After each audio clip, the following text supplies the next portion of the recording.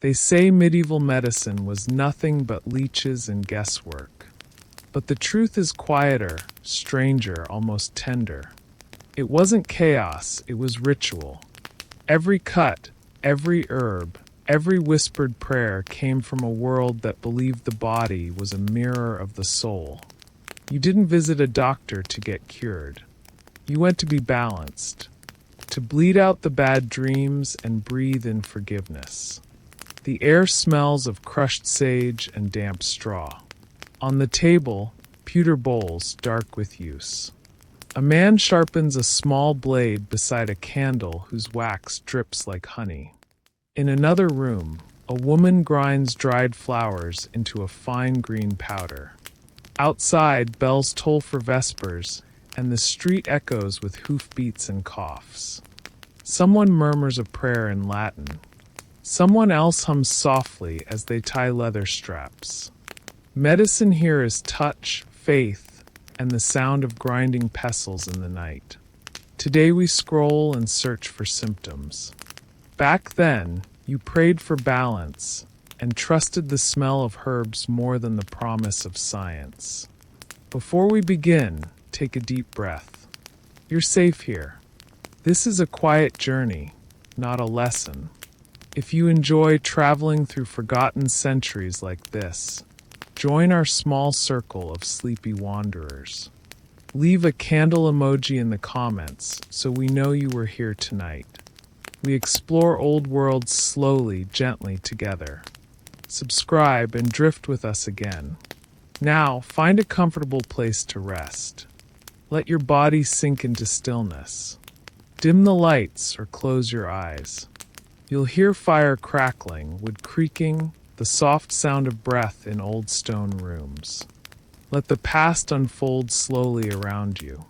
Tonight, you'll travel through a medieval town, visiting doctors, healers, and monks, and discover what healing once sounded like when time itself moved slower. The rain has followed you for 3 days. It soaks through wool, through leather, through skin. Your horse stopped limping yesterday morning, but you didn't. Now the fever sits behind your eyes like fog, thick and gray and heavy. Your throat burns with each swallow. Your chest rattles with each breath, a sound like dried leaves scraping against stone. The town appears at dusk, a cluster of timber and stone beneath a bruised sky. Smoke rises from chimneys in thin gray ribbons. Torches flicker in iron brackets mounted on walls, their flames dancing in the wet wind. The cobblestones gleam with rain, reflecting firelight in pools of amber and shadow. Your boots make soft splashing sounds as you dismount. Each step sends a spike of pain through your joints. Your legs tremble. When did you last eat? You can't remember. People glance at you with quiet recognition. Not pity, not fear, just the slow acknowledgement that illness is here again, walking among them like an old acquaintance who always returns. A woman clutching a basket of turnips crosses to the other side of the street. An old man nods at you with something like sympathy in his eyes. A boy no older than 10 approaches. His tunic is patched at the elbows with cloth that doesn't quite match. His feet are bare despite the cold, but his eyes are bright, curious. He looks at your pale face, at the way you lean against your horse for support, and says, "The apothecary can help. Or the blood men if you're brave." You nod. Words cost too much effort. Your tongue feels thick in your mouth. He takes your horse's reins without being asked and leads you through narrow streets. The sound of your footsteps echoes off stone walls that lean toward each other overhead, nearly touching. Somewhere, a woman sings a lullaby to a crying child. Somewhere else, a dog barks twice and falls silent. The smell of cooking meat drifts from a doorway, making your stomach clench with hunger you're too sick to satisfy. The rain softens to mist. It hangs in the air like breath made visible. You pass a blacksmith's forge. The heat reaches you even from across the street, a wall of warmth that makes you realize how deeply the cold has settled into your bones. For a moment, you want to collapse beside it and sleep right there on the wet stones. But the boy keeps walking with purpose, and so do you. One foot, then the other. Again, again. He stops at a door painted dark green, the paint peeling at the edges. A sign hangs above it, swaying slightly in the wind, carved with symbols you don't recognize. Herbs, a crescent moon, a hand-holding flame. Here, the boy says. He knocks 3 times, slow and deliberate, a rhythm that sounds like ritual. The door opens almost immediately, as if someone was waiting. Candlelight spills into the night, warm and gold and welcoming. The smell of rosemary and something sweet, honey perhaps, or beeswax, drifts out on air that feels 10 degrees warmer than the street. A voice from inside, soft and low and patient. Come in from the cold. You wonder if this place can heal you or finish you, but you're too tired to wonder long. You step inside. The door closes behind you with a gentle click, and the sound of rain fades to nothing, as if the storm exists in another world entirely. Your shoulders drop. Your jaw unclenches. The tension you've carried for 3 days begins, just barely, to soften. The boy is already gone when you turn around, just vanished back into the night. You didn't hear him leave. And now you're here, in the warmth, in the silence, in the hands of strangers who might know how to bring you back from wherever this fever is taking you. The room is smaller than you expected. Warmer, too. A fire burns low in the hearth, crackling softly with that sound that's almost like conversation, the pop and hiss of wood giving itself to flame. Shelves line every wall, floor to ceiling, crowded with jars and bottles and cloth-wrapped bundles tied with twine. Some glow amber in the firelight. Others sit dark and mysterious, labeled in scripts you can't read, Latin perhaps, or older languages still.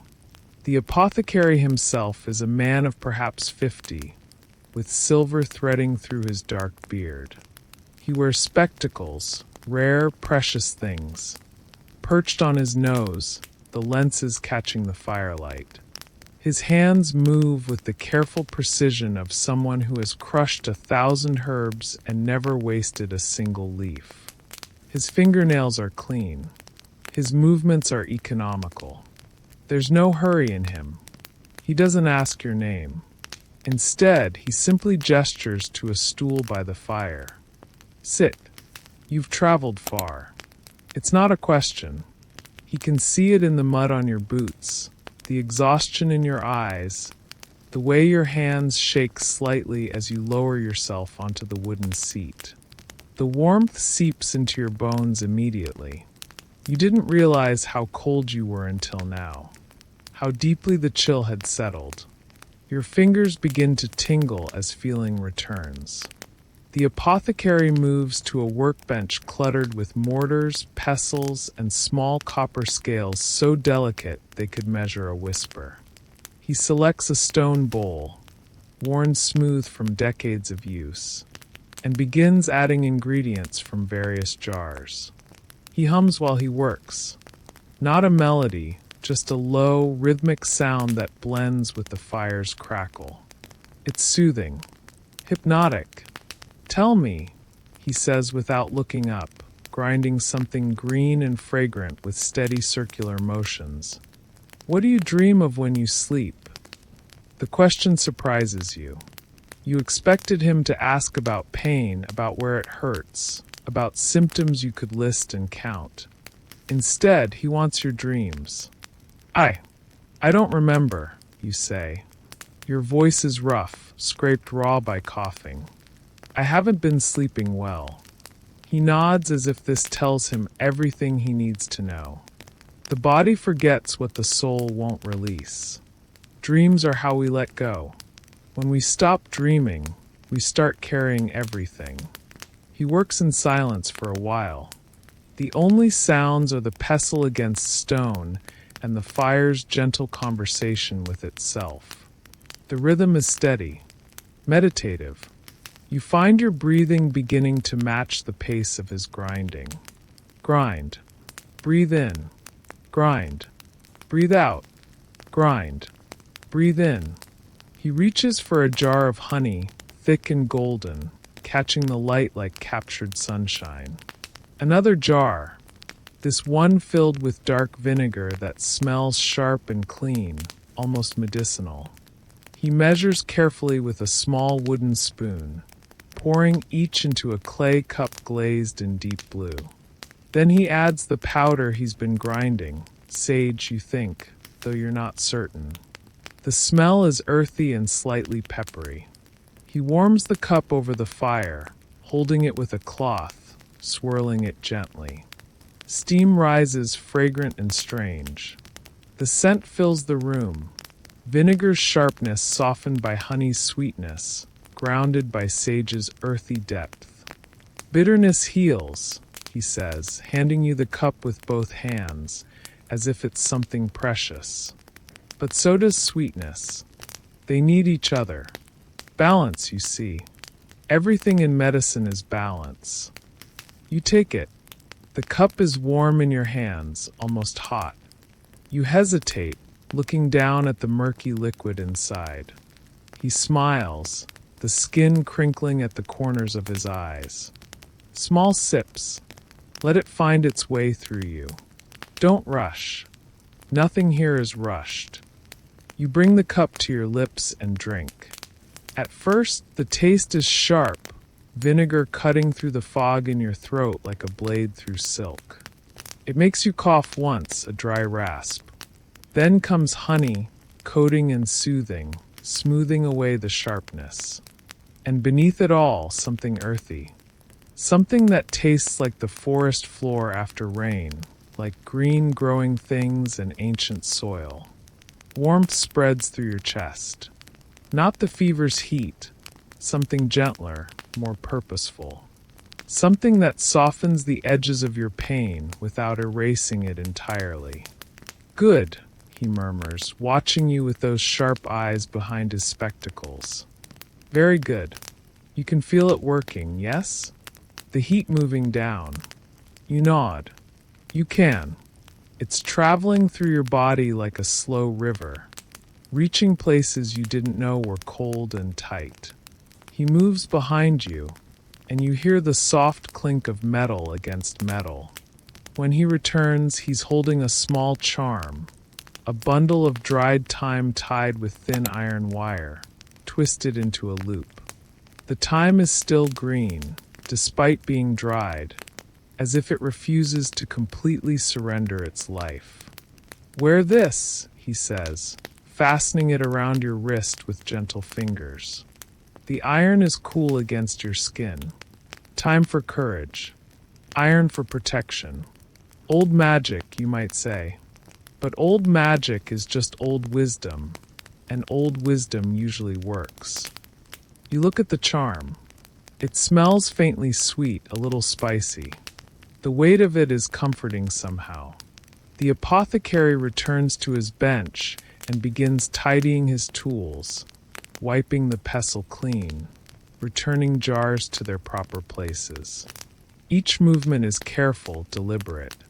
There's a ritual to his cleaning, just as there was a ritual to his mixing. The fire crackles. A log shifts, sending up a small shower of sparks. The room smells like earth after rain, like comfort you'd forgotten existed. Rest by the fire tonight, he says without turning around. I have a room upstairs. Simple but clean. Tomorrow, when the sun is high, see the barber. He'll take what needs to leave. You want to ask what he means, but your eyelids are growing heavy. The warmth, the drink, the gentle sounds, the steady rhythm of his cleaning. They're all pulling you down, down into stillness. You rest your head against the wall behind the stool. Just for a moment, just to close your eyes. The last thing you hear is the soft grind of pestle against stone as he begins preparing tomorrow's medicines. Steady as a heartbeat, reliable as breath.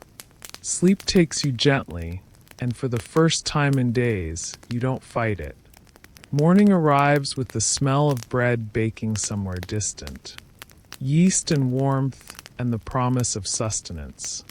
You wake in a small room under the eaves of the apothecary's house. Your fever has cooled, but your body still aches, a deep, bone-tired heaviness that makes every movement slow and deliberate. Your mouth is dry.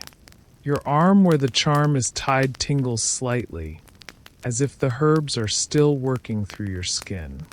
The boy from yesterday finds you at the apothecary's door and leads you through winding streets to another building. The morning is gray but dry, the storm finally passed. People are out now, a woman sweeping her doorstep, two men arguing about the price of wool, children chasing a chicken that's escaped its coop. The barber surgeon's shop is taller than the apothecary's, narrower, with a red and white pole outside, the symbol everyone recognizes. Red for blood, white for bandages.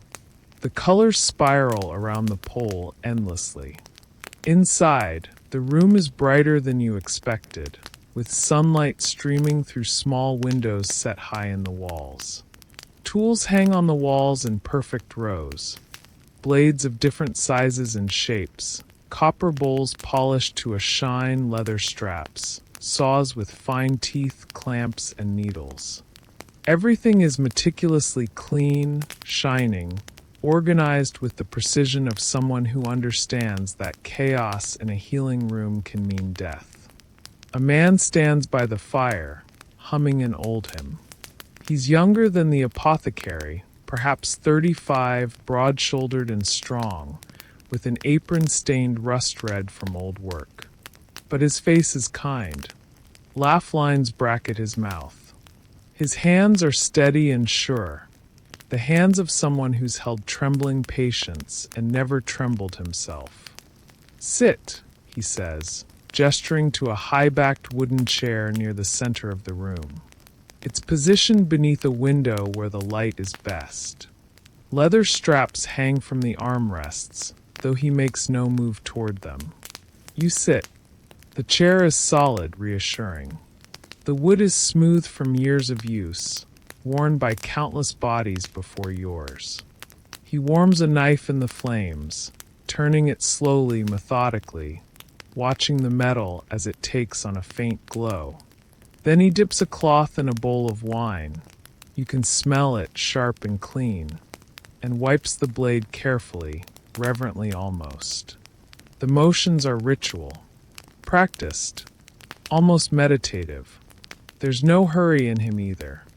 The bad blood must leave, he explains, his voice calm and matter-of-fact, as if discussing the weather. Or the sickness will stay. It sits in the veins like silt in a stream. Too much silt, and the water can't flow. We must let it flow free again. You've heard of this, bloodletting. The treatment everyone knows and no one questions.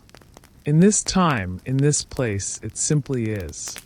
Like sunrise, like rain, like the turning of seasons. He doesn't rush. He approaches you slowly, giving you time to prepare. He ties a leather strap around your upper arm, not tight, just firm enough to make the vein visible, a blue-green line beneath pale skin. He presses his fingers against it gently, feeling for your pulse. Once, twice, 3 times. Strong, he says approvingly. Good. Your heart is fighting. We just need to help it fight cleaner. He adjusts your arm on the chair's rest, positioning it just so in the light. His touch is professional, impersonal, but not unkind. Breathe slowly, he says, picking up the warmed, clean blade. In through your nose, out through your mouth. Look at the window, not at your arm. Watch the light. You obey. In through your nose. You smell herbs, wine, clean linen. Out through your mouth. You feel your shoulders drop slightly. In. The light through the window is soft, diffused by morning clouds. Out. The chair holds you firmly. The blade touches your skin. You feel pressure first, firm and focused, then a sting, sharp but brief, like a bee's quick anger. Then warmth. The slow drip of blood into a copper bowl below. But the barber surgeon doesn't let you look down. Instead, he begins to hum again, louder now so you can hear it clearly. An old hymn, something about shepherds and valleys and lying down in green pastures. The melody is simple, repetitive, the kind of song that gets into your bones and stays there. His voice is surprisingly pleasant, a warm baritone that fills the room. You focus on the sound, on your breathing, on the warmth of sunlight through the window falling across your lap in golden bars. Drip, drip, drip. The rhythm is slow, almost sleepy. You count them without meaning to. 1, 2, 3, 4. You feel lighter with each drop, as if something heavy is leaving with each release. Not just blood, but worry, fear, the exhaustion of carrying your sickness alone. The pain in your joints seems distant now, like a memory of pain rather than the thing itself. Your headache, which has been a constant companion for days, begins to fade at the edges. He's still humming.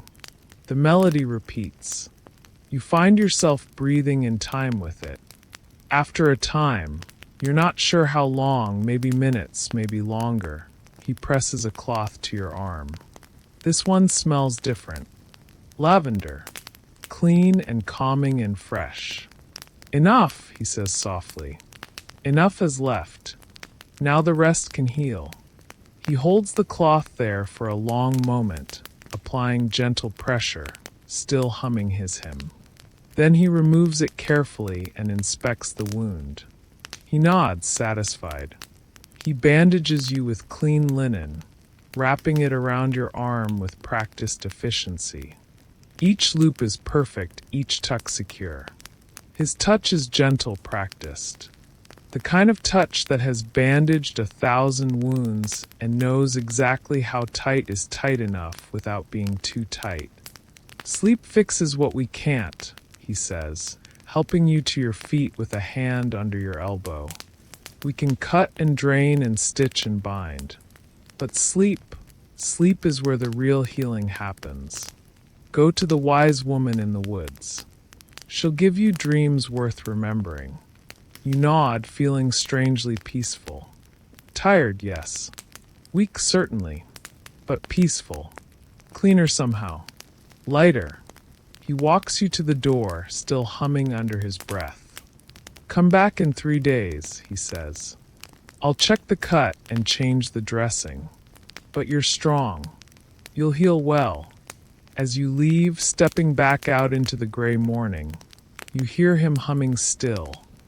The same hymn, the same slow melody, fading behind you like a blessing carried on the wind.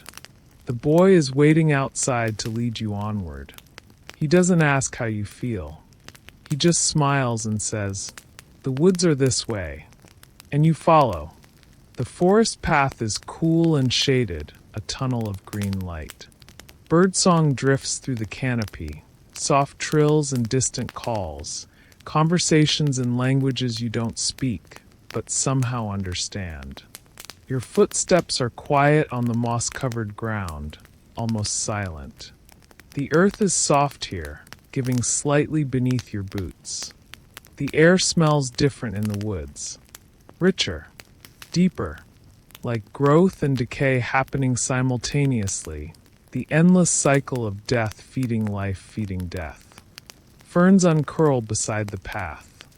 Mushrooms grow in clusters on fallen logs. Somewhere, Water trickles over stone.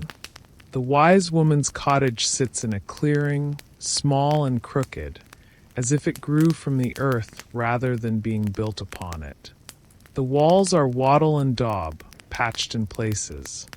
The roof is thatch, thick with moss and tiny flowers. Herbs hang from the rafters outside, drying in bundles tied with red string. Rosemary and lavender, sage and thyme, others you don't recognize. Smoke curls from the chimney, thin and gray, carrying the scent of something green and growing. Something that makes you think of spring even though it's autumn. Before you can knock, the door opens. She's older than anyone you've met so far.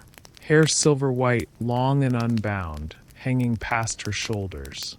Her face is lined with years, each wrinkle a story, a season, a grief or joy that left its mark. But her eyes are sharp, warm, bright as a girl's. She looks at you the way grandmothers look at children they've known forever, even though you've never met before. "You've been carrying too much," she says. Not a question. A fact. A truth she can see written on your body like text. She beckons you inside with a weathered hand. The cottage is dim and cozy. Every surface holds something. Jars, bottles, dried plants hanging from nails, bundles of roots, bowls of seeds, feathers and stones and small carved figures you can't quite make out in the shadows. A kettle steams over the fire, which burns in a hearth blackened by decades of use. The air smells of earth and milk and something faintly floral, sweet but not cloying. "Sit," she says, gesturing to a cushioned chair near the hearth. It's piled with quilts and pillows, worn soft with age. You sink into it gratefully. The cushions seem to embrace you, holding you up while letting you down. It's the most comfortable thing you've sat in for weeks. She moves about the room with surprising grace, selecting small pouches from shelves, pinching herbs from hanging bundles, measuring things with her fingers rather than with scales. She hums while she works. Not a hymn, not a melody you recognize, just a wordless sound that rises and falls like breathing, like wind through leaves, like the rhythm of waves on a shore you've never seen. She adds things to the steaming kettle. Valerian root. You recognize it by the smell, earthy and slightly sweet. Dried chamomile flowers, pale yellow and fragile. A splash of milk from a clay jug. A spoonful of honey from a pot covered with cloth. "The fever is not anger," she says, stirring the kettle slowly with a wooden spoon worn smooth by countless soups and potions. People think fever is the body fighting. And yes, that's true. But it's also release. Your body trying to let go of what doesn't serve you anymore. Trying to burn it out. Burn it away. Make space for something new. She pours the mixture into a wooden cup, using a cloth to hold the kettle's hot handle. The cup is dark with age, the wood polished by thousands of hands. She brings it to you carefully, placing it in your palms. It's warm but not hot. The steam rises between you, fragrant and comforting. "Slowly," she says. "Let each sip settle before you take another." You drink. It's creamy, slightly sweet.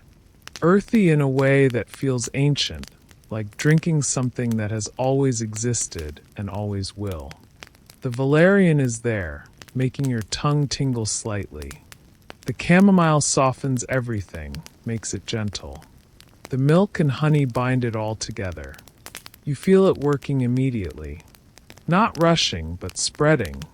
A warmth that starts in your belly and radiates outward, reaching your fingertips, your toes, the crown of your head.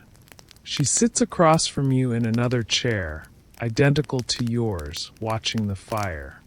For a long time, neither of you speaks. There's no need to. The silence is comfortable, full rather than empty. The fire crackles. The kettle whispers. Outside, wind moves through the trees, a gentle rushing sound, like the forest breathing in its sleep. Plants remember prayers, she says finally, her voice soft, almost dreamy. Every herb we use has been blessed 1,000 times. By healers before me, by healers before them, by the earth itself, which is the first healer. When you drink this, you're not just drinking valerian and chamomile. You're drinking all that memory, all that care, all those hands that gathered and dried and stored and mixed with love. You feel it now, the warmth spreading not just through your body but deeper, into places you didn't know were cold, places that have been locked and tight for so long you forgot they existed. Your heartbeat slows. Steady, reliable, present. Your breath deepens.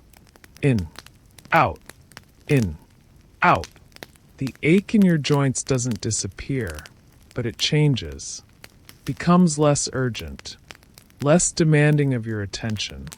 She stands and moves behind you. You feel her cool fingers on your forehead, gentle as leaves. She doesn't say anything, just rests her hand there for a long moment. You feel something shift, release, a tension you didn't know you were holding. Rest here a while, she says, removing her hand. There's no hurry. Time moves differently in the woods. Always has. You close your eyes. You hear the fire crackling, each pop and hiss distinct and clear. The kettle's soft whisper as steam escapes. The distant call of a bird, 3 notes descending. The rustle of her skirts as she moves about the cottage, tending to her endless work. You smell damp moss, wood smoke, lavender and chamomile and earth and growing things and decay and life all mixed together in a scent so complex it makes you think of the word home, even though you've never been here before. You drift, not quite asleep, but not quite awake either, floating in that space between, where time loses its grip and everything is soft and possible. When you open your eyes, minutes or hours later, you can't tell and it doesn't matter. She's sitting across from you again, as if she never moved. She's holding a small cloth pouch, tied with red string. She presses it into your hand. It's soft, filled with dried herbs you can feel through the fabric. For later, she says, when you need to remember what peace feels like, put it under your pillow. Breathe it in before you sleep. It will help you dream again. You thank her, but the words feel inadequate. How do you thank someone for giving you back something you didn't realize you'd lost? She just smiles, the wrinkles deepening around her eyes. The forest will guide you back. Just follow the path. And listen, really listen, to what the trees tell you. They're very wise trees. They know how to be still. You leave the cottage, the pouch clutched in your hand. The path back to town is clear, distinct, as if someone has just swept it clean. Sunlight filters through the leaves and bars of gold. Everything seems sharper, clearer, more present. And the trees, she was right. They do seem to be speaking. Not in words, in presence. In the way they stand so patiently, so completely themselves, asking nothing, just being. You walk slowly, breathing deeply, listening. You wake in the night to commotion. Voices in the street below your window. Hurried footsteps on cobblestones. Someone calling out urgently. Send for him. Send for the doctor. The fever's come. God help us, the fever's come again. A new fever has arrived in town. Not yours, something else. Something that spreads like shadow from house to house, from family to family. You can hear it in the voices, fear barely controlled. You're back at the inn where you've taken a room. The apothecary's house was too small to keep you longer. The innkeeper's wife brought you soup at sunset and told you to rest, that you looked better already. You'd eaten it slowly, tasting everything, carrot and onion and barley and herbs, and slept easily when darkness came. But now you're awake, and something has changed in the town.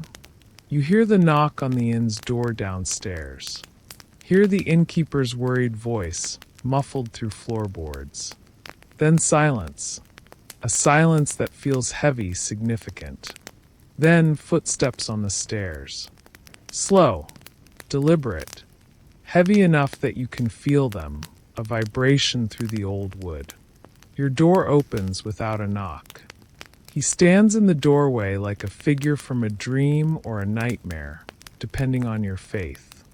Tall, very tall, perhaps 6.5 feet. Dressed in a long dark coat that reaches the floor, black or very dark gray, made of waxed canvas that gleams dully in the candlelight.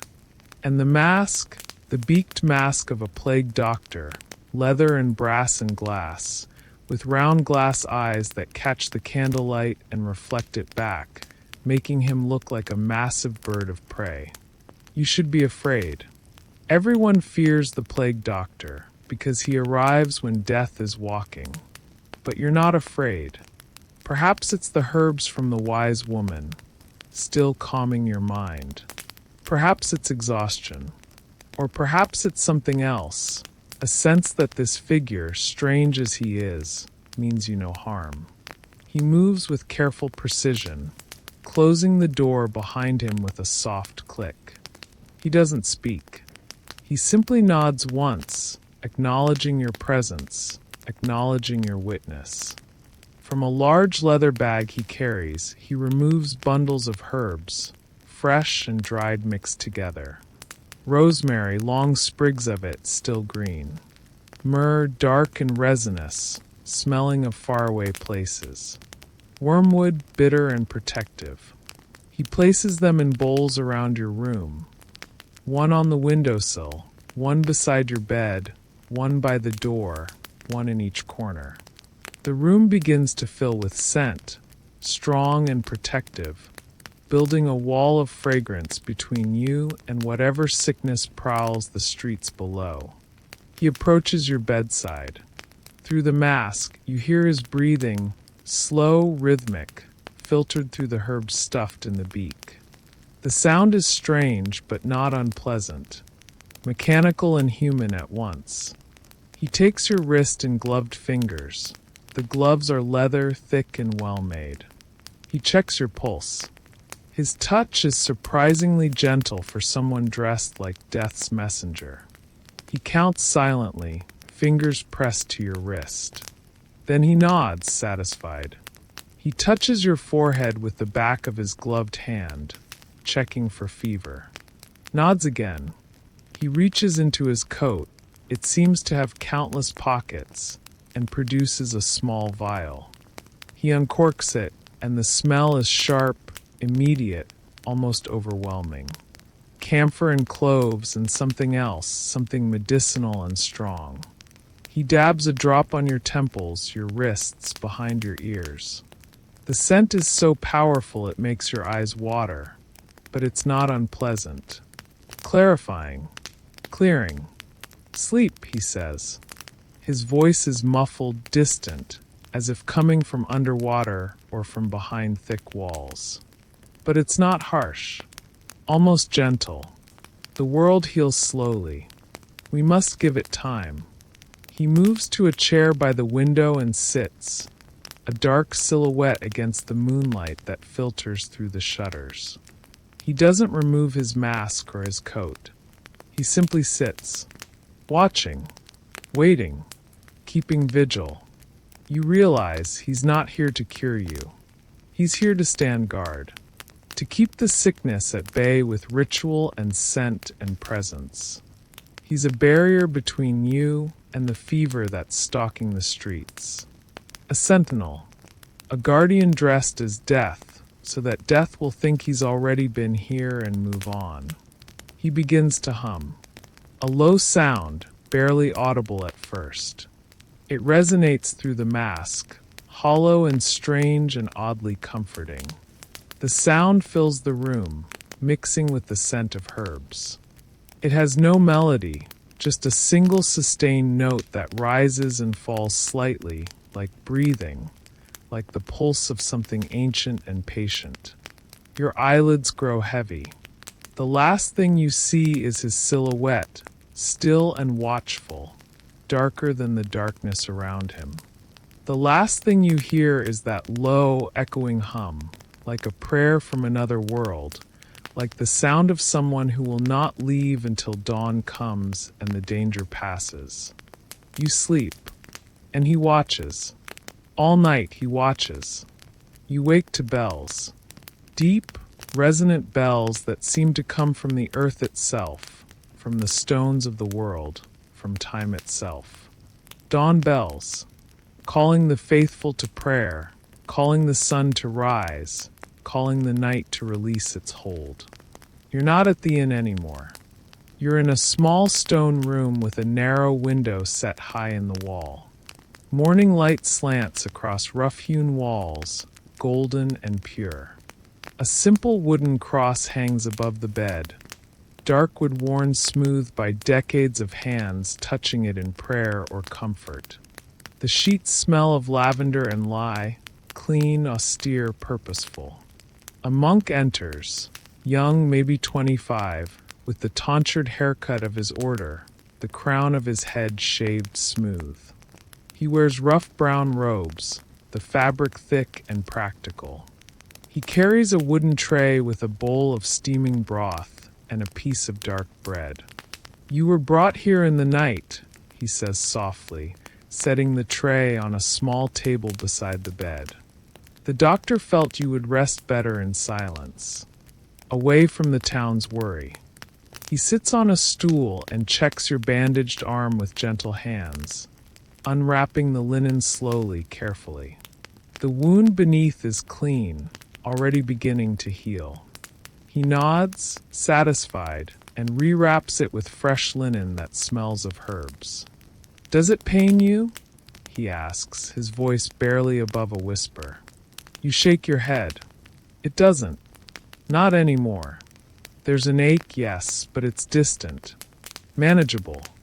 He smiles, and it transforms his serious young face into something warm and boyish. "Good." Saint Raphael watches over healers and the healed alike.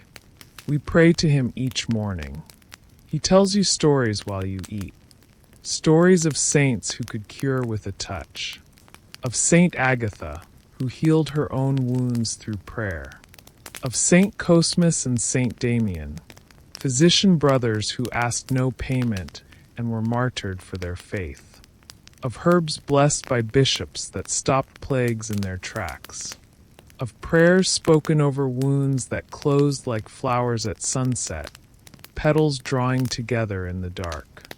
The broth is simple, barley and herbs, onion and salt, maybe a little chicken if you're lucky, but it tastes like comfort itself.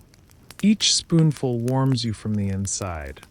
The bread is dark and hearty, made from rye and wheat mixed together, dense with sustenance. Each bite grounds you further in your body, in this moment, in the simple fact of being alive and eating and healing. The monastery is quiet, so quiet you can hear your own breathing, the sound of it moving in and out of your lungs. The creak of floorboards in distant hallways as other monks go about their morning rituals. The flutter of pages turning somewhere, someone reading scripture, perhaps, or copying manuscripts in the scriptorium. A bird sings outside the window, 3 clear notes repeated over and over. After you've eaten, the monk helps you stand. Your legs are weak, but they hold. He supports you with a hand under your elbow, patient, never rushing. "Would you like to see the garden?" he asks. You nod. He leads you slowly through stone corridors, your footsteps echoing softly. The walls are thick, ancient, cool even in the morning sun. Small windows high up let in bars of golden light that illuminate floating dust, making it look like stars suspended in stone. The garden is a cloister, square and enclosed, with covered walkways on all four sides and an open courtyard in the center. Herbs grow in neat raised beds. You recognize some from the wise woman's cottage. Lavender and rosemary, thyme and sage, chamomile and mint. Others you don't know, but they smell clean and green and purposeful. A fountain stands in the center, water trickling from a carved stone spout into a basin. The sound is continuous, gentle, meditative. You sit on a stone bench nearby, and the monk sits beside you. "We grow everything we use," he says quietly. "For healing, for cooking, for prayer. Plants are miracles when you think about it. They take sunlight and earth and water, simple things, and make medicine. Make food. Make beauty. It's transformation. That's what healing is too. Transformation. You watch the water fall. Each drop the same as the last, but also unique, never repeated exactly. The sound becomes a kind of prayer, a rhythm you can rest inside. Other monks pass through the cloister, nodding in greeting but not stopping. They move with that same unhurried grace you've noticed in everyone who's helped you. As if time is not an enemy to be fought, but a friend to be walked with. The young monk tells you about the monastery's history. Founded 300 years ago by a group of brothers who wanted to live simply, to pray and work and heal. They built this place stone by stone, with their own hands. Every wall, every arch, every window. It stood through wars and plagues and famines. It will stand long after everyone here is gone. There's comfort in that, in permanence, in knowing that some things endure. "We have Vespers tonight," he says. "Evening prayer. You're welcome to join us if you feel strong enough." You nod. You want to. You're not sure why, but you want to. The day passes slowly, peacefully. You rest in your room. You walk the cloister when your legs allow it. You eat simple meals brought by different monks, each one kind, each one quiet, each one seeming to understand without being told what you need. As the sun begins to sink, turning the stone walls gold and amber, bells ring again. Vespers. The young monk appears at your door. "This way," he says. He leads you to the chapel. It's larger than you expected, with a high vaulted ceiling that makes you feel small in the best way. Candles burn on the altar and in sconces on the walls, their flames perfectly still in the unmoving air. The light is warm, golden, alive. Other monks are already there, perhaps 20 of them, kneeling on the stone floor in neat rows. They don't turn as you enter. The young monk gestures to a place at the back, and you kneel beside him on the cold stone. It hurts your knees, but the pain is clean, present, real. They begin to chant. Latin words you don't understand flow from their mouths in unison, 20 voices becoming one voice. The melody is ancient plain chant, with no harmony, just a single line of music that rises and falls like breathing, like waves, like the rhythm of the world itself turning through space. You don't know the words. You can't join in the way they do. But after a while, you begin to hum along softly, underneath their voices. Just following the melody, letting your voice blend with theirs. No one stops you. No one turns. You're simply part of it now, part of this ancient sound. This prayer that has been sung in this place for 300 years. The sound fills the chapel. It resonates in your chest, in your bones, in the cavity of your skull. You feel it physically, vibrationally. It's not just music. It's presence. It's communion. For the first time in weeks, maybe months, you feel your body and breath move together. Synchronized, balanced. Your breathing matches their breathing. Your heartbeat finds the rhythm of their voices. Everything inside you aligns. The chant continues and continues. Time stops meaning anything.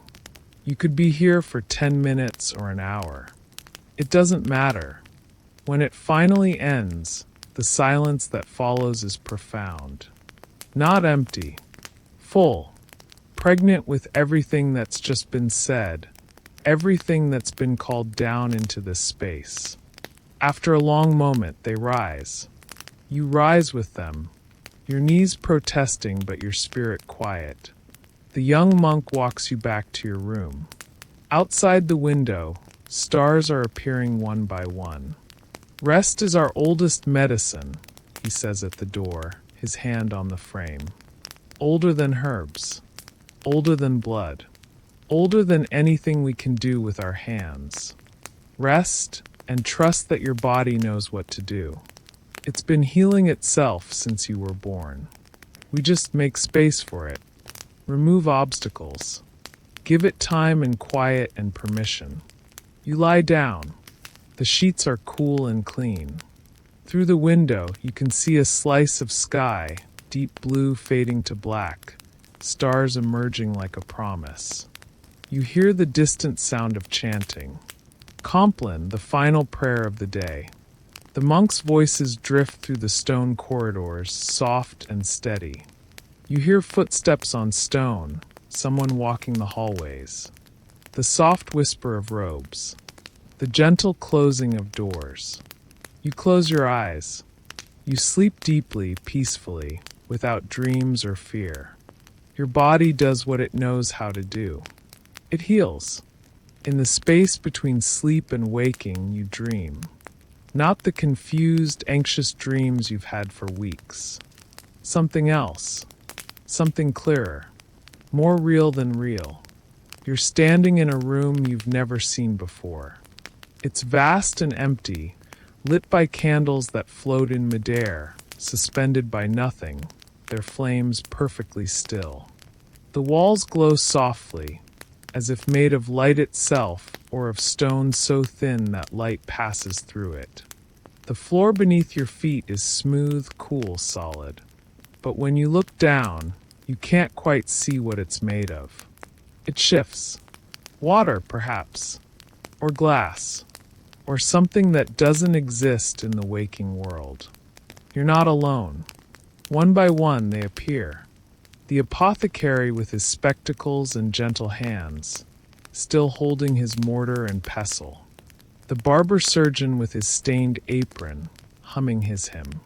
The wise woman with her silver hair and knowing eyes, a wooden cup in her weathered hands. The plague doctor in his beaked mask, tall and dark and watchful.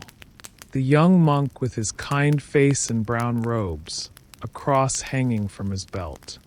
They stand in a circle around you, not speaking, not moving, just looking at you with quiet, knowing eyes. Eyes that see everything you've carried, everything you've hidden, everything you've tried to push down and ignore and pretend doesn't exist. But there's no judgment in their gaze, only recognition, only compassion.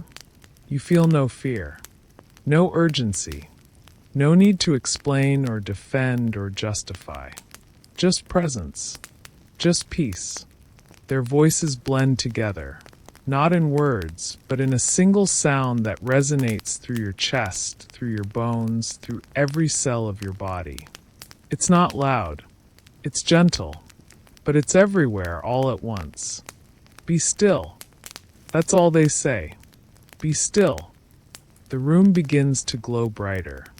Warm light fills every corner, erasing shadows, erasing darkness, erasing the boundaries between things. You feel yourself lifting, floating weightless. Your body has no weight here. Your thoughts have no weight. Nothing pulls you down. You see herbs drifting past like autumn leaves. rosemary and lavender, sage and thyme, chamomile and valerian, all of them glowing softly, translucent, beautiful. Candles multiply into stars, hundreds of them, thousands, a galaxy of small flames. The copper bowl of blood transforms into a cup of wine, dark and rich, then into water, clear and pure, then into light itself. Everything is connected. Everything is whole. You can see it now. The apothecary's medicine leads to the surgeon's blade, leads to the wise woman's herbs, leads to the doctor's vigil, leads to the monk's prayer.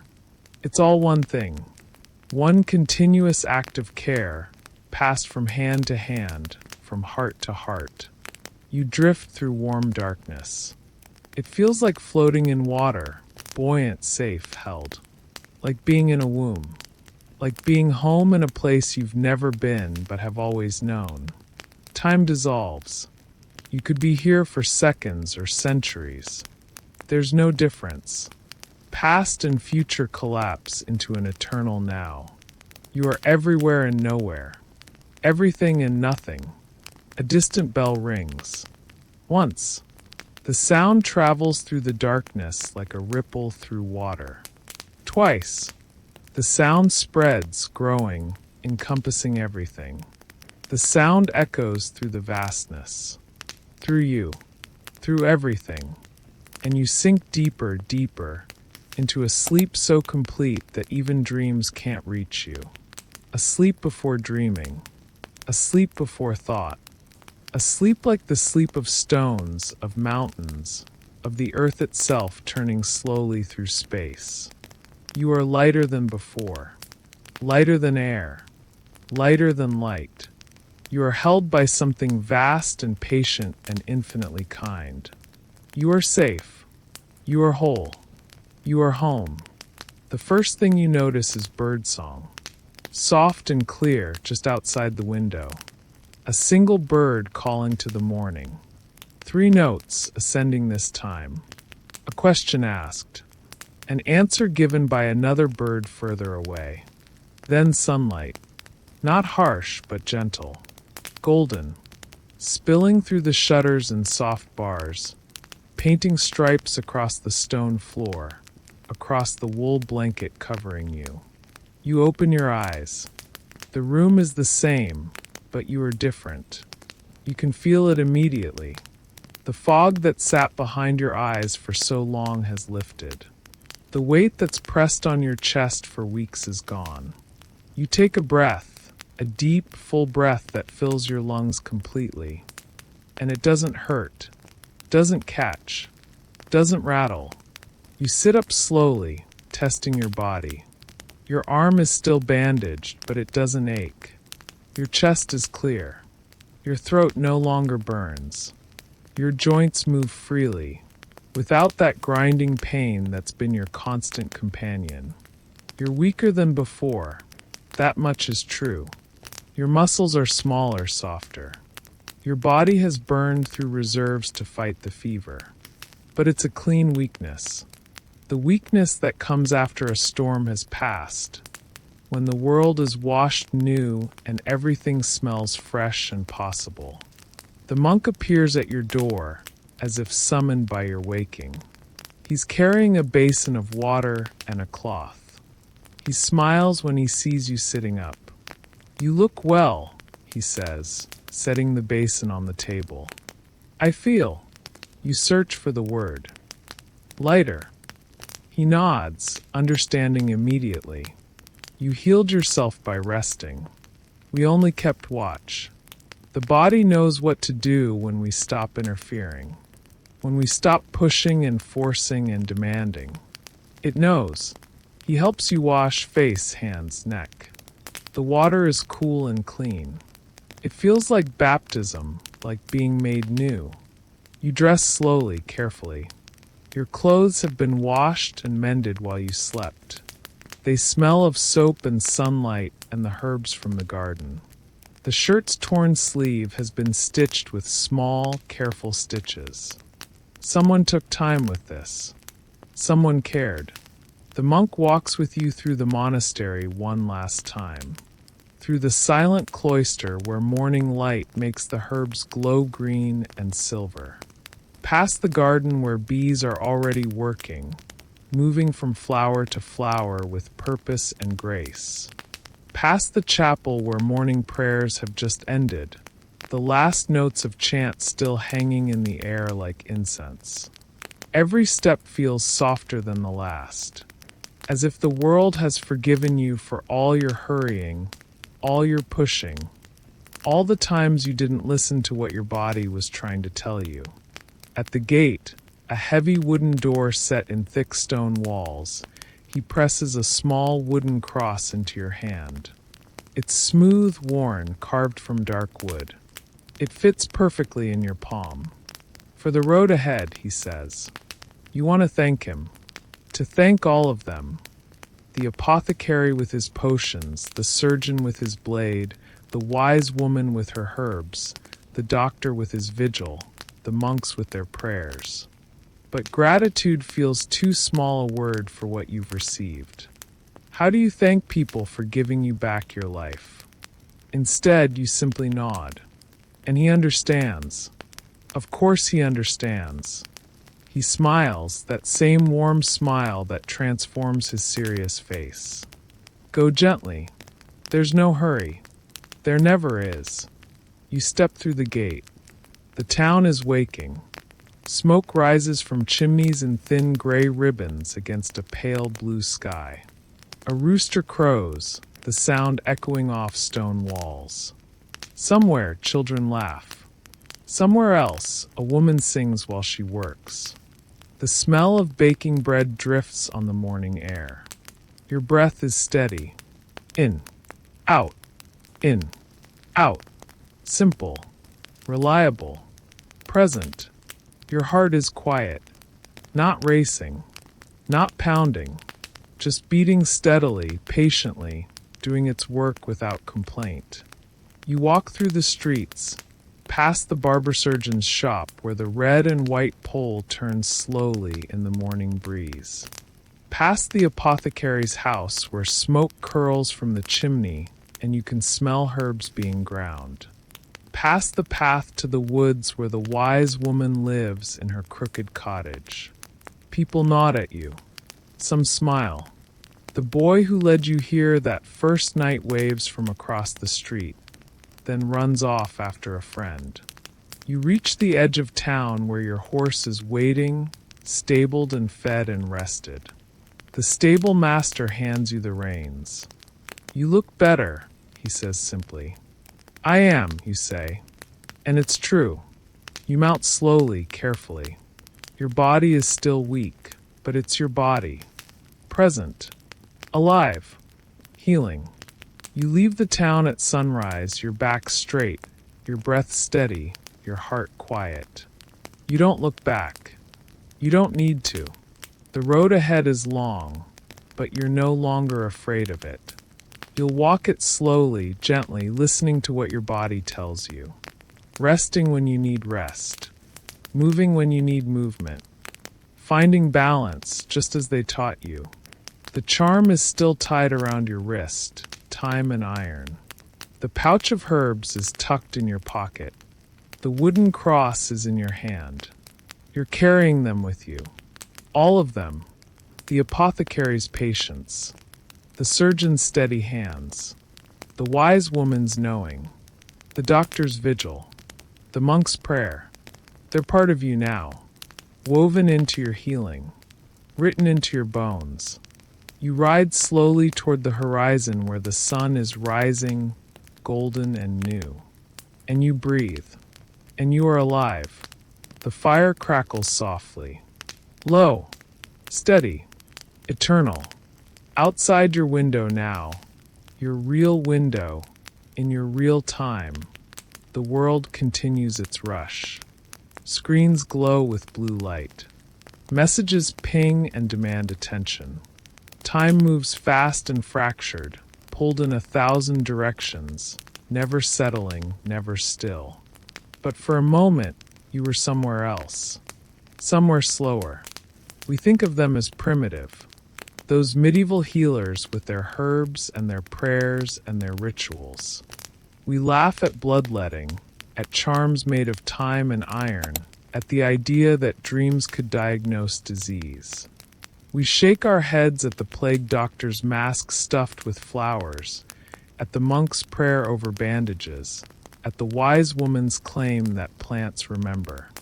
But maybe they knew something we've forgotten, that healing begins when the mind goes quiet, that the body needs time, not just treatment, that sometimes the best medicine is candlelight, silence, and the knowledge that someone is keeping watch while you rest. They didn't always cure. That's true. They couldn't fix everything. They lost patients to fevers, to infections, to plagues they couldn't name or understand.